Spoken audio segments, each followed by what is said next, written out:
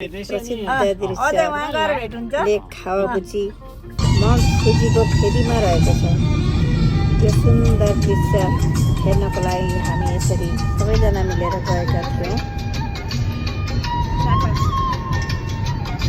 पुरा अँधेरो आइरह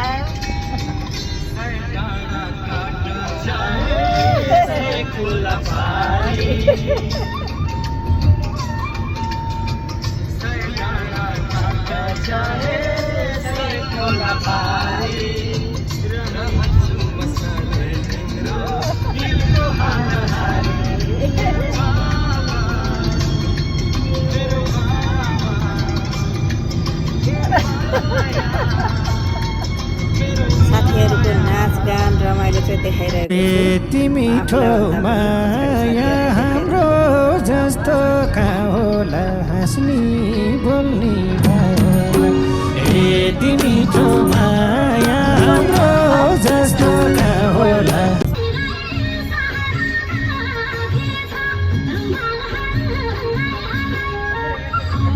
यसरी हामी सबैजना नाच्दै गाउँदै रमाउँदै हाम्रो यात्रा चाहिँ अगाडि बढिरहेको थियो।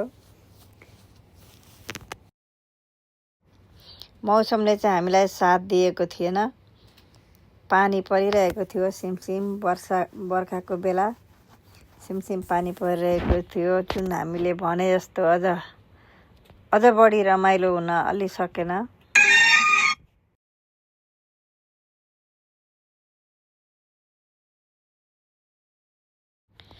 कोही टिकटक चलाउनै व्यस्त थियो भने कोही चाहिँ आफ्नै धुनमा मस्त पनि थियो।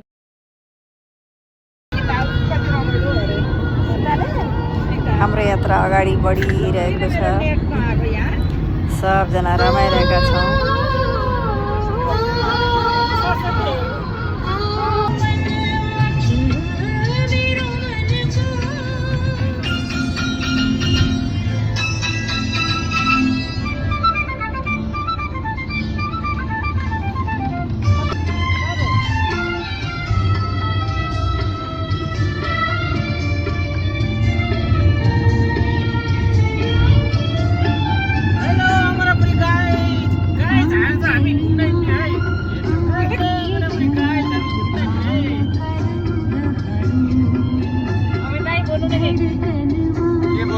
रमाइलो भइरहेछ।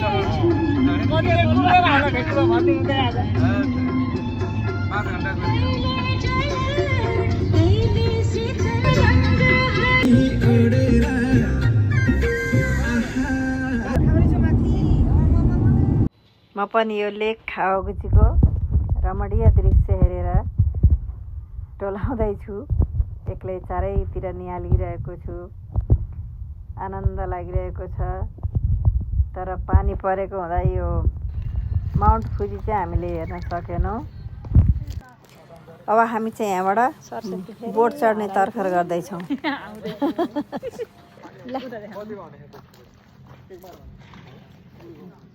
हामी अमरापुरीका छौँ है। लेक खावागुची आइपुगेको अवस्था। अब हामी बोट चढ्न सुरुवात गर्दैछौँ।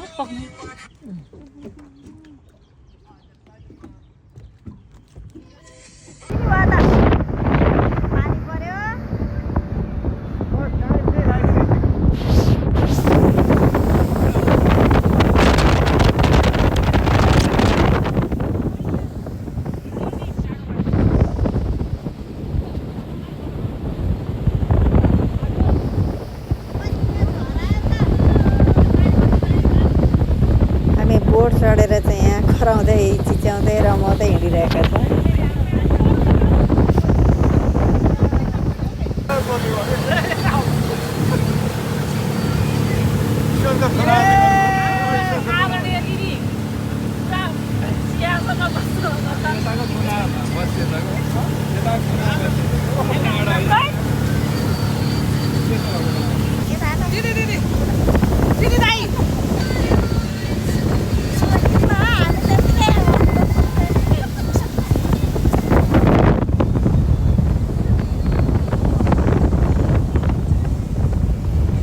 हल्का पानी परेको अवस्था भएकोले पानीले पनि हल्का भिजिएको छ।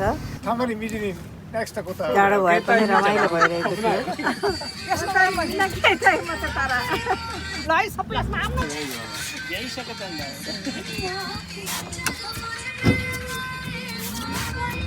बोटमा पनि हामी सबैजना टिकटक बनाउनमै व्यस्त थियौँ नाच्दै गाउँदै रमाउँदै टिकटक बनाउँदै अगाडि बढ्दै फुल इन्जोय लिएर सब कोही लड्दै कोही पढ्दै होइन ल हामी चाहिँ यहाँबाट अब निस्क्यौँ जाडो पनि खायौँ कस्तो भयो थ्याङ्क यू दिदी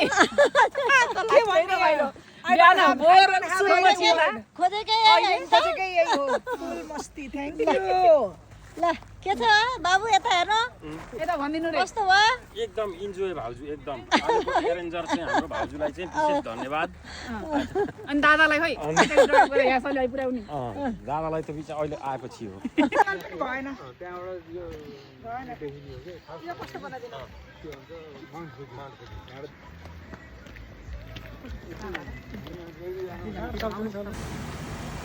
त्यहाँबाट हामी चाहिँ अब चिया नास्ता खानातिर अगाडि बढियो चिसो थियो एकदमै मौसम पानी परेको हुँदा अब हामी सबजना त्यसो भएको कारणले गर्दा अब तातो कतै पाइन्छ कि भनेर गएका थियौँ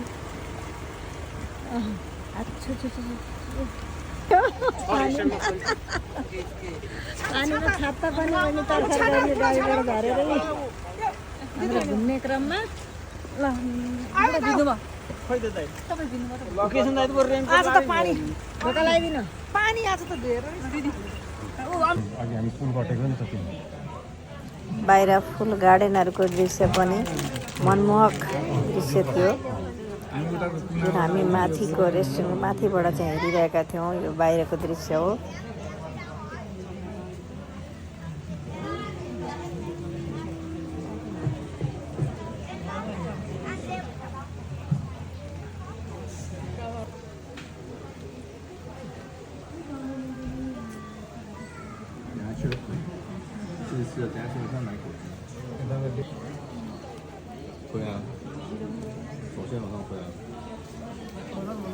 त्यसपछि हामीले चटपट खानेतिर अब तर्खर गरी है बाहिर खाना पनि पानी परेको हुँदा हामी गाडीभित्रै बसेर चाहिँ आफूले लगेका सामान जोडजाम गरेर खानातिर थाल्यौँ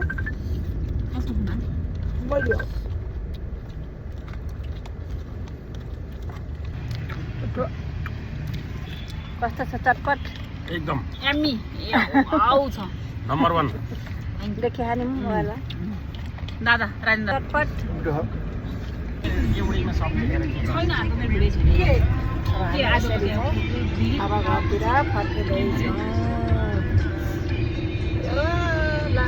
है अब फाइनल्ली हामी फर्किने क्रममा फर्किएको अवस्था आज खासमा अझै समय त थियो तर मौसमले गर्दा अलिकति गाह्रो भयो अलि अप्ठ्यारो भयो त्यसै गरी अब हामी धेरै दिनहरू सम्पूर्ण यसरी हेरेर अझै बाँकी नै थिए तैपनि हामी सबैजना अब ढिला भइसकेको हुँदा घरतिर फर्कने तर्खरमा चाहिँ अब हामी अगाडि बढ्यौँ बाटोमा हिँड्दा अनगिन्ती सुरुङहरू थिए तपाईँहरू पनि यो मनमोहक दृश्य हेर्नको लागि अवश्य एकपटक